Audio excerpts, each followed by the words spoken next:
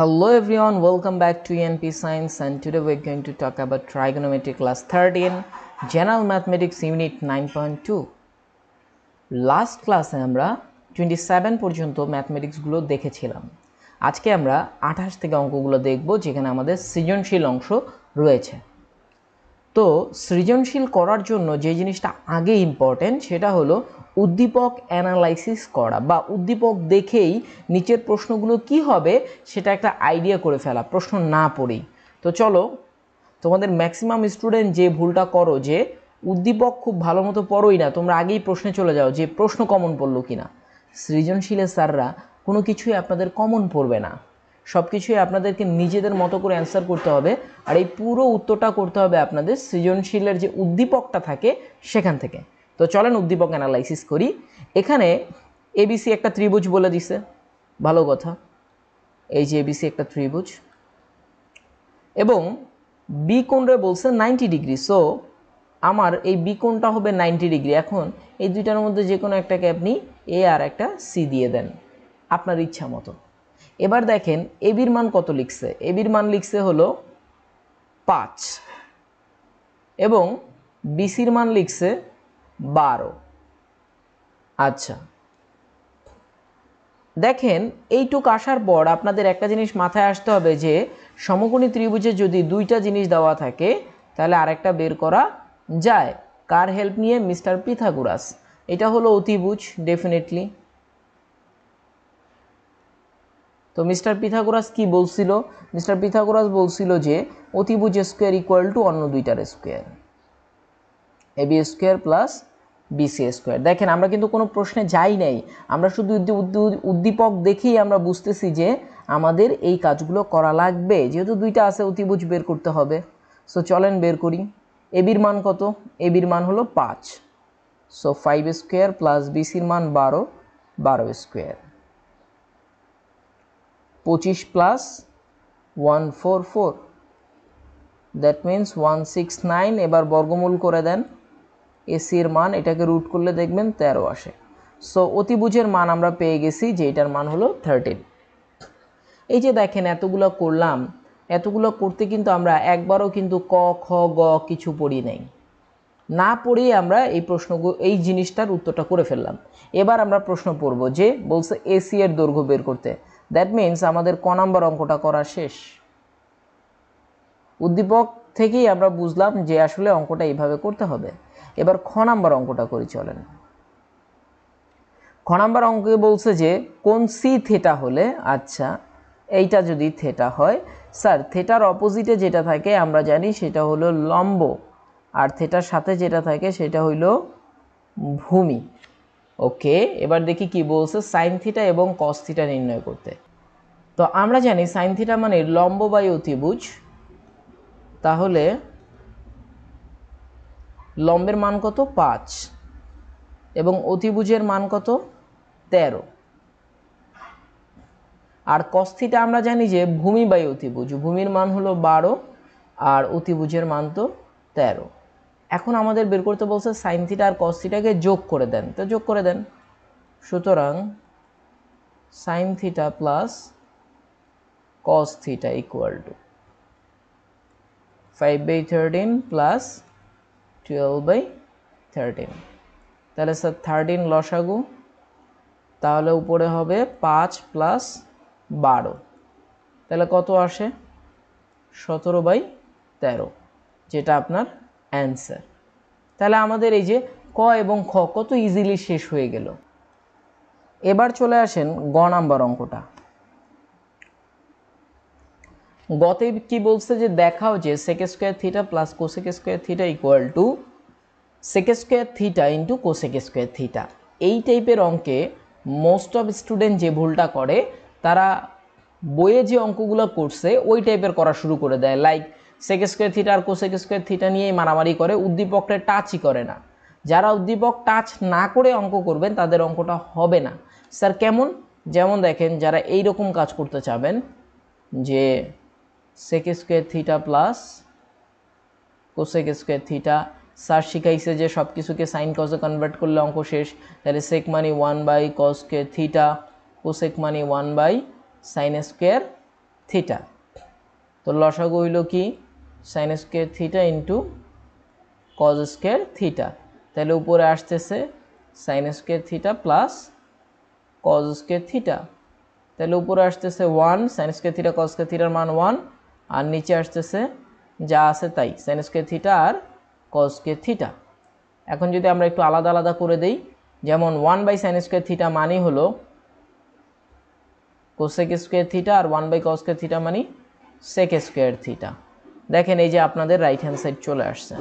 But এইভাবে যদি কেউ করেন সে শিওর থাকেন 00 পাবেন, বিকজ এটা অবশ্যই আপনাকে উদ্দীপক থেকে করতে হবে। তো এইভাবে করলে আমাদের হবে না, একেবারে যে 00 পাবেন এমন না, হয়তো দয়া করে আপনাকে 1 বা 2 দিতেও পারে, বাট এর বেশি না, কখনোই ফুল নাম্বার আপনি পাবেন না এইভাবে। তো চলেন এখন উদ্দীপক থেকে এটা কিভাবে করা যায় সেটা আমরা দেখি। তো উদ্দীপক থেকে করতে গেলে আগে আমাদের এই যে সেক স্কোয়ার থিটার মান বের করতে হবে, কোসেক স্কোয়ার থিটা বের করতে হবে। আচ্ছা, তো খতে অলরেডি আমরা কস বের করছিলাম, খ থেকে আমরা পাই যে কস থিটা কত ছিল, কবরে ভূত অনেক মানে ভূমি বাই অতিভুজ, তাহলে ভূমি কত ছিল 12/13। স্যার তাহলে সেক স্কোয়ার থিটা কত, সেক কত হবে, জাস্ট সেক থিটা, ঠিক এইটার উল্টো, তাহলে উপরে যাবে 13 নিচে আসবে 12। এবার আমাদের লাগবে কোসেক থিটা, আমরা সাইন থিটা বের করছিলাম, সাইন থিটা আসছিল হলো 5/13, তাহলে স্যার আপনার কোসেক থিটা হবে ঠিক তার উল্টো 13/5। এবার আপনি লেফট হ্যান্ড সাইড করেন, লেফট হ্যান্ড সাইড কি আছে sec square theta plus cosec square theta. Sec square theta মানে এটাকে স্কোয়ার করে দিই, 13 স্কোয়ারে 169 আর 12 স্কোয়ারে 144, প্লাস আবার উপরে 13 স্কোয়ারে 169 আর 5 স্কোয়ারে হলো 5 5 25। এবার 144 অ্যান্ড 25-এর লসাগু নেন এবং এইটার মান আসতেছে 3600। সো 3600 দিয়ে 144 ভাগ দিলে আসবে 25 এবং এটা দিয়ে উপরে গুণ দিলে আসবে 4225, প্লাস এটা দিয়ে গুণ করলে আসবে 24336। সো লাস্ট লাইন আমাদের হবে 28561 ডিভাইডেড বাই 3600। এবার চলেন আমরা রাইট হ্যান্ড সাইড নিয়ে কাজ করব। রাইট হ্যান্ড সাইড দুইটার গুণফল, তাই তো right hand side equal to sec square theta আর হইল কোসেক স্কোয়ার থিটা। তো সেক স্কোয়ার থিটা কত 169 divided by 144 into cosec square theta, এটা 169 ডিভাইডেড বাই 5 5 25। এই গুণটা করলেও আপনারা দেখবেন যে মান আসতেছে which is equal to your left hand side,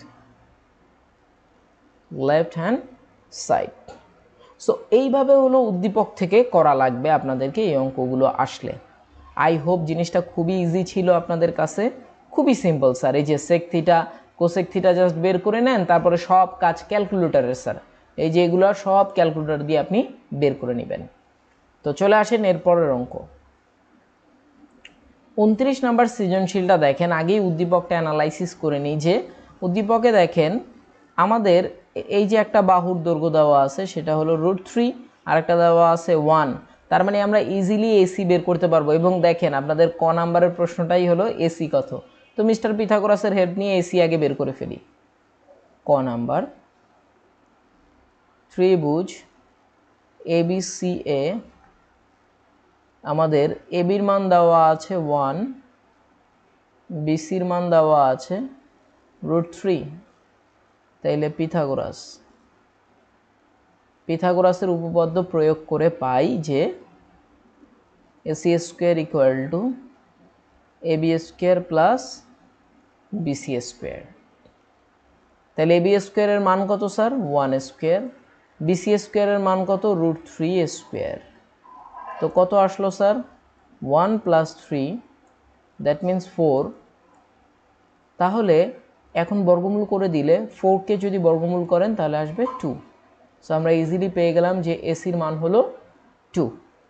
ক নাম্বার অঙ্কটাও আপনার শেষ। এবার দেখেন tan a + tan c এর মান নির্ণয় করো। খুবই সহজ। tan a যদি আপনি এইটাকে a ধরেন তাহলে এইটা কিন্তু তখন লম্ব আর এইটা তখন কি ভূমি। তো চলেন আগে এই কাজটা করি।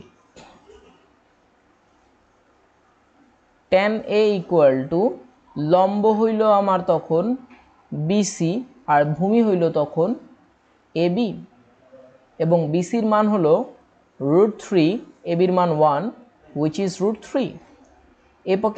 এরপরে আপনাকে বের করতে হবে tan c। এবার স্যার কিছুই না, শুধু লম্ব ভূমি চেঞ্জ হয়ে যাবে। এইটা হবে এখন আমাদের লম্ব আর এইটা হবে আমাদের ভূমি। সো tan c হবে লম্ব AB আর ভূমি হবে তখন BC। সো 1/√3 এটার ইকুয়াল টু দেওয়া দরকার নেই, 1/√3। তো এবার কি করতে বলছে, দুইটা যোগ করে দিতে বলছে স্যার। বাচ্চাদের কাজ এখন tan a + tan c।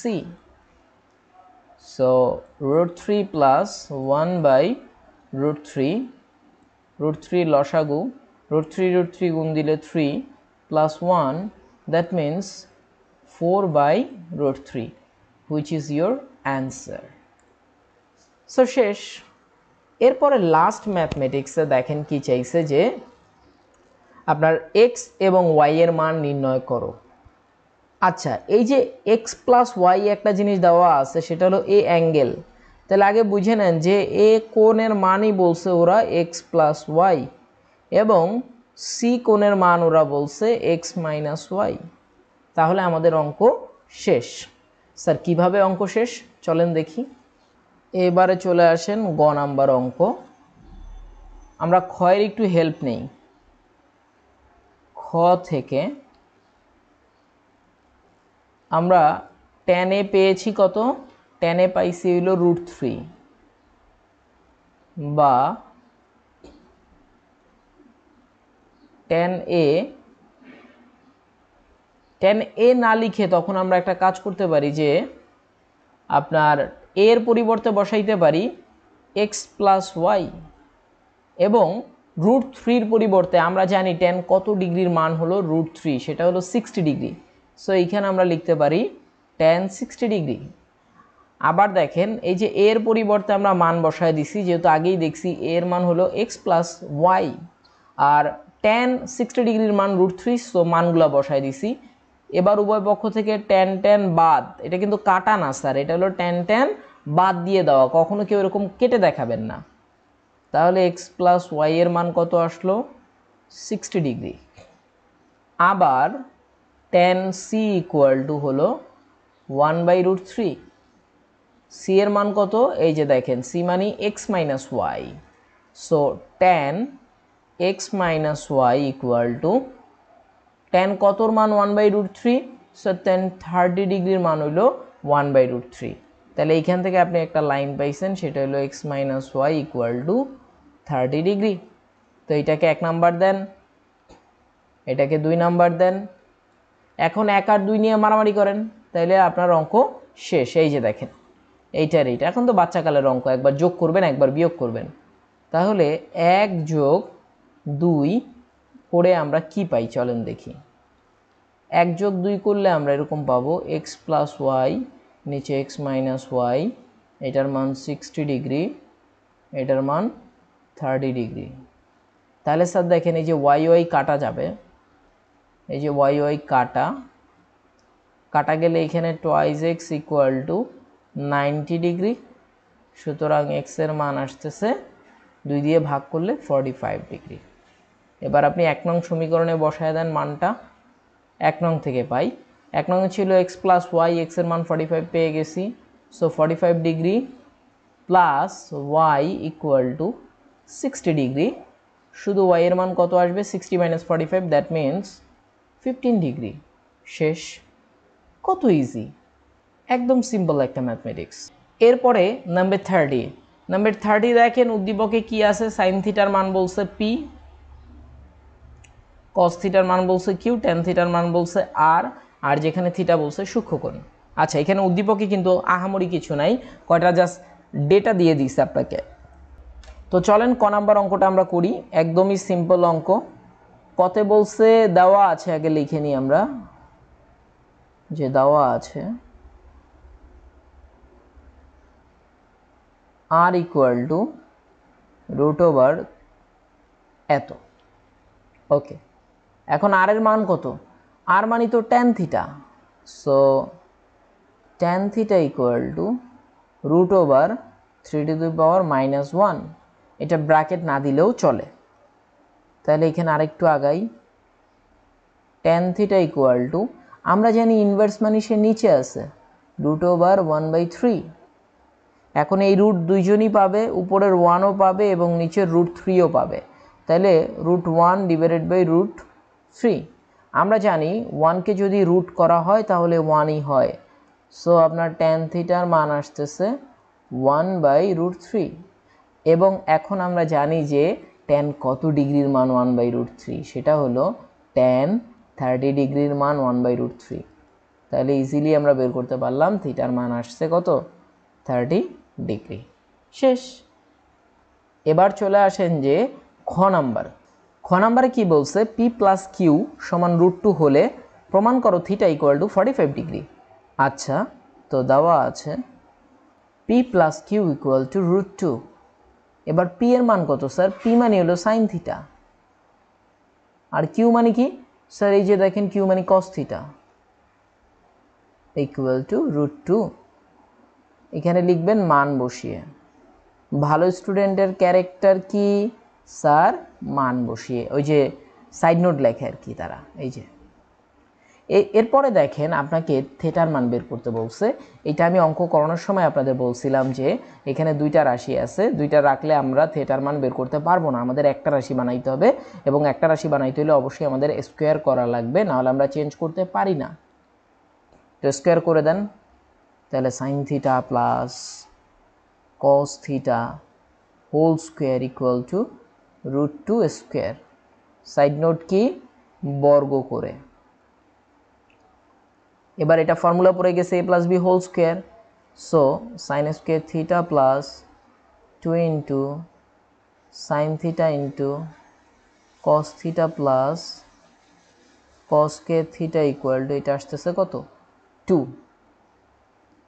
বা এখানে দেখেন সাইন স্কোয়ার থিটা আর কস স্কোয়ার থিটা মান কত 1, সো 1 প্লাস থাকতেছে 2 into sine theta into cos theta equal two, এই 1কে যদি এ পাশে পাঠিয়ে দিই আমরা তাহলে মাইনাস হয়ে যাবে, তাহলে আপনার 2 ইন্টু সাইন থিটা ইন্টু কস থিটার মান আসতেছে 2 থেকে 1 গেলে আসে কত 1। স্যার এখনও আমাদের ঝামেলা শেষ হয়নি, সেটা হলো এখনও আমাদের দুইটা রাশি রয়ে গেছে সাইন কস, আমাদের একটা রাশি লাগবে, সো আমাদেরকে আবার বর্গ করতে হবে। চলেন আবার বর্গ করি, 2 রে বর্গ করলে এবার 4 sine square theta into cos square theta equal to 1কে বর্গ করলে তো 1ই হয়, তাহলে আবার বর্গ করে। এবার আমরা চেঞ্জ করে দিব যে কোনো একটা, তাহলে 4 sine square theta, cos square থিটাকে লিখতে পারি 1 minus sine square theta equal to 1। তাহলে এটা গুণ করে দেন, 4 sine square theta minus 4 sine to the power 4 theta equal to 1।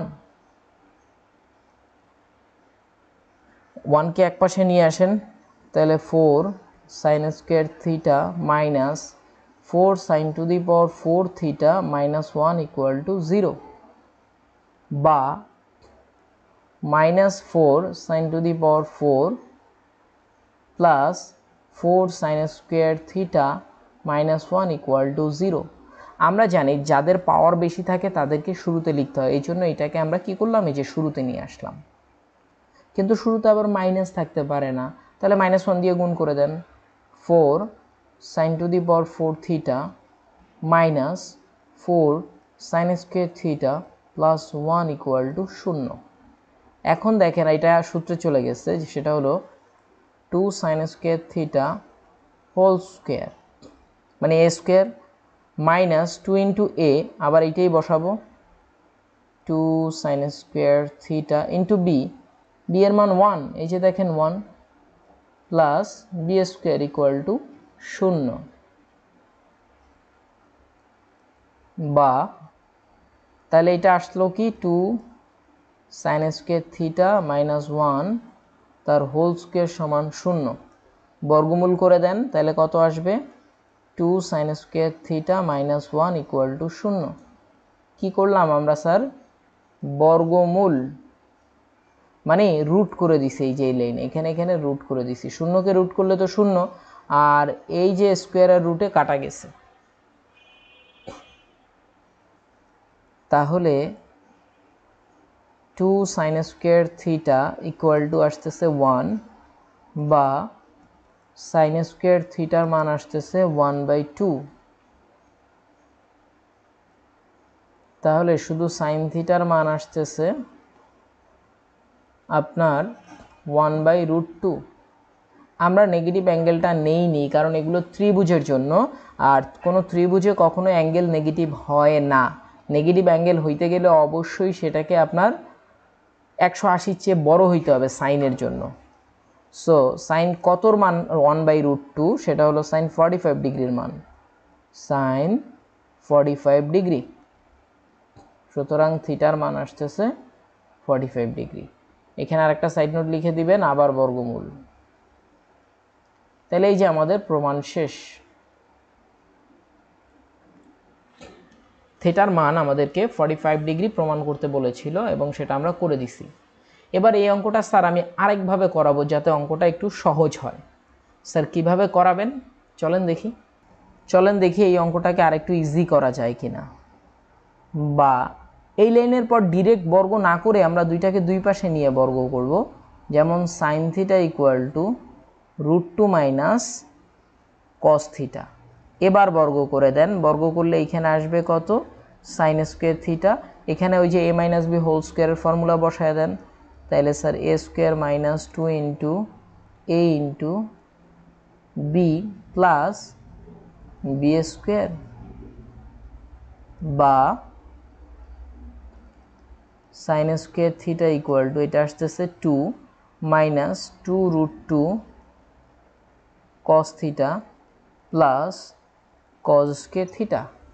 এবার দেখেন আমরা যদি শুধু সাইনকে কস করে দিই তাহলে পুরো ইকুয়েশন জুড়ে শুধু কসই থাকবে, আর কেউ থাকবে না। যেমন এই সাইনটাকে এখন আমরা কনভার্ট করে দিব, তাহলে এই সাইনকে আমরা লিখতে পারি 1 minus cos square theta equal to 2 মাইনাস 2√2 cos theta plus cos square theta.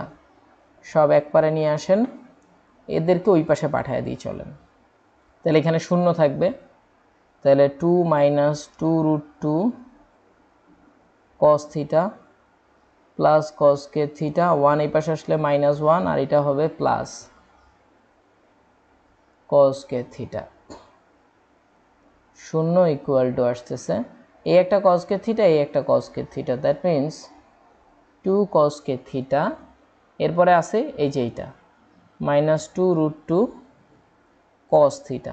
এবার 2 থেকে 1 চলে গেলে থাকে কত, +1। পুরোটাকে এক্সচেঞ্জ করে লিখি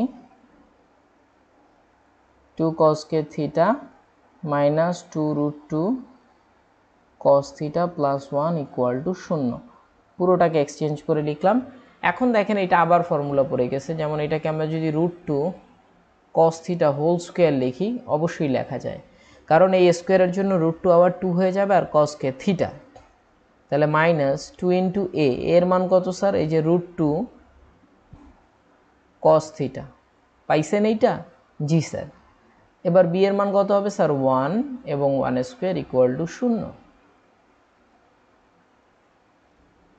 এখন দেখেন এটা ওই যে ফর্মুলা পড়ে গেছে a minus b whole square, so -1 whole square সমান 0। বর্গমূল করে দেন, তাহলে √2 cos থিটা মাইনাস 1 সমান 0। এখান থেকে এখন cos থিটার মান বের করেন। cos থিটার মান আসতেছে 1/√2। এবার cos কতর মান 1/√2? cos থিটা সমান cos 45 ডিগ্রির মান 1/√2। সুতরাং থিটার মান আসতেছে 45 ডিগ্রি। এই যে প্রুফড। অর্থাৎ এইভাবে করলে আপনাদের কয়েকটা লাইন কম করা লাগলো, আর কিছুই না, বাট নিয়মটা স্যার সেম। আপনি যেভাবেই আগান বেসিক কিন্তু একটাই, সেটা হলো আমাদের এক জাতীয় রাশি লাগবে যদি সলভ করতে হয়। এখানে সাইন কস দুই জাতীয় রাশি ছিল, এই জন্য আমরা সলভ করতে পারতেছিলাম না। পরবর্তীতে এটাকে আমরা এক জাতীয় রাশিতে কনভার্ট করে নিছি। এরপরে চলে আসেন নাম্বার গ। গতে কি বলছে? গ এর জন্য দেওয়া আছে 7p² প্লাস 3q² সমান 4 হলে tan থিটার মান এত প্রমাণ করো। আচ্ছা, তাহলে মানগুলো বসায় দিই। 7p² মানে কি sir? Sine square theta. Sine square theta 3q², q মানে হলো কস, তার মানে 3cos² থিটা ইকুয়াল টু 4। আমরা জানি যে দুইটা টার্ম থাকলে অঙ্ক করা যায় না, সো আমরা এটাকে একটা টার্ম করে নিই। চলেন,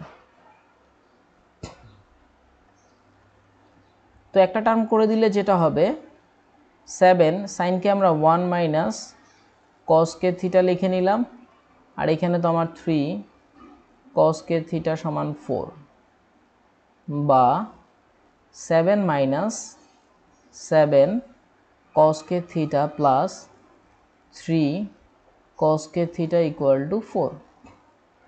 তাহলে এখানে কত আসতেছে? 7 মাইনাস এইটা মারামারি করলে আসবে 4cos² theta minus 4 equal to 0।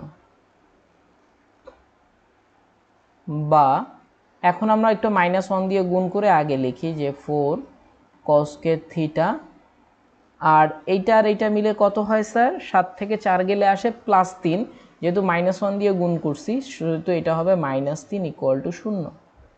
-1 দ্বারা গুণ।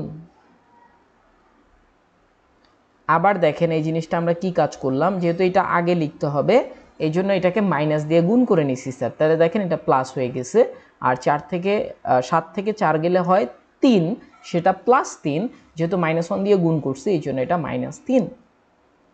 এখন দেখেন cos² থিটা ইকুয়াল টু কত আসতেছে? এই 3 এই পাশে যাবে, পরে 4 ভাগ হয়ে যাবে, তাহলে cos থিটা ইকুয়াল টু √3/2 বর্গমূল করছি স্যার। বর্গমূল করলে 3কে বর্গমূল করলে তো √3, আর 4কে বর্গমূল করলে 2। নাও cos কত ডিগ্রির মান হলো √3/2? স্যার cos 30 ডিগ্রির মান হলো √3/2, cos 30 ডিগ্রি। সুতরাং থিটার মান কত আসছে? 30 ডিগ্রি। এবার লেফট হ্যান্ড সাইড নেন। লেফট হ্যান্ড সাইড কি আছে? tan theta. তাহলে tan থিটা পরিবর্তে আমরা লিখতে পারি tan 30 ডিগ্রি, এবং tan 30 ডিগ্রির মান হলো 1/√3, which is your right hand side. So এই যে আপনাদের প্রমাণ হয়ে গেল। কত ইজি না? একদম বেসিক থেকে প্রমাণ হয়ে গেল, তাই না? এই অঙ্কটা আরেকভাবে করা যায়। স্যার আরেকভাবে কিভাবে? চলেন দেখাই। এই লাইনে আসার পর একটু খেয়াল করেন, আমাদের আছে সাইন এবং কস, বাট আমাদেরকে বের করতে হবে ট্যান। তো সাইন বাই কস করলেই তো ট্যান হয়ে যায়। তাহলে আমরা এই পুরো রাশিটাকে যদি এরকম করি, দেখেন 7 sin² theta divided by cos² theta plus 3cos² theta divided by cos² theta equal to 4/cos² theta. সবাইকে যদি আমরা cos² থিটা দিয়ে ভাগ করি, তাহলে দেখেন এইখানে cos² থিটা কাটা, তাহলে এখানে 7 sin² থিটা বাই cos² থিটার মান হলো tan² theta plus 3 equal to 1/cos² theta মানে sec² থিটা, তাহলে 4 sec² থিটা। টেনশনের কোনো কারণ নাই, অঙ্ক শেষ।